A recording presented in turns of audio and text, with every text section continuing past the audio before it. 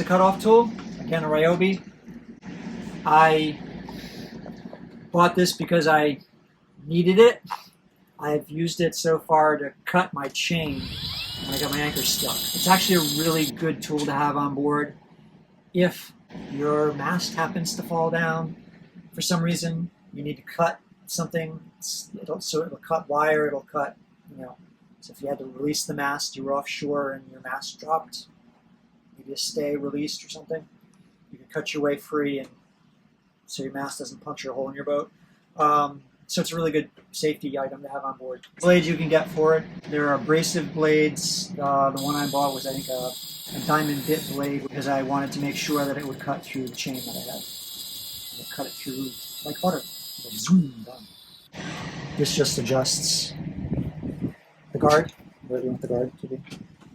So, and it works really well. I'm really happy with it. I'm going to use it again, actually, to cut chain because I need to do another operation on my chain.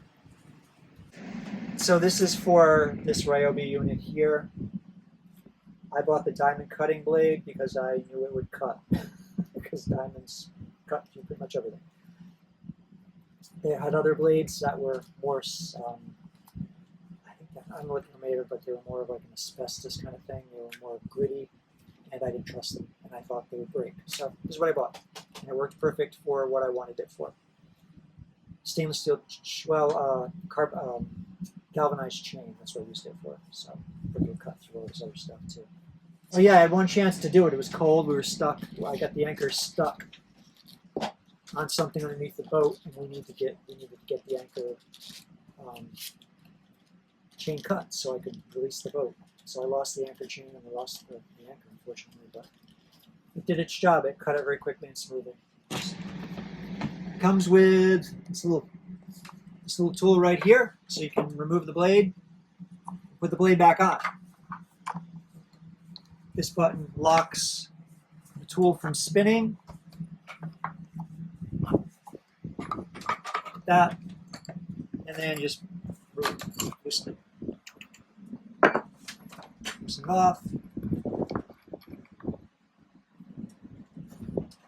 Put the blade on, you make sure that the blade goes in the particular direction it's supposed to go in. Slides in.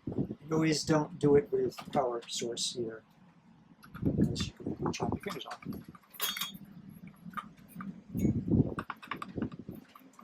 Then you're still holding this, and just tighten the blade. There we go. And that's it. Now the blade's in, and it'll cut. It also comes with this handle, which fits on either this side or the other side.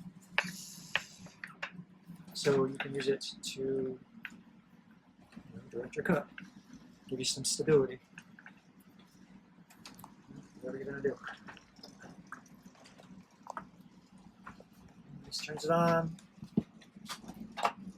Loud. Hold this little switch here. This is a safety switch.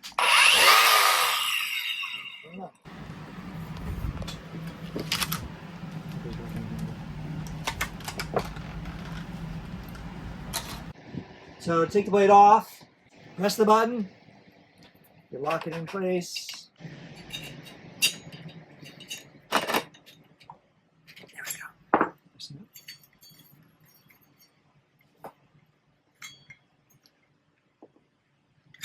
You could have done a better system.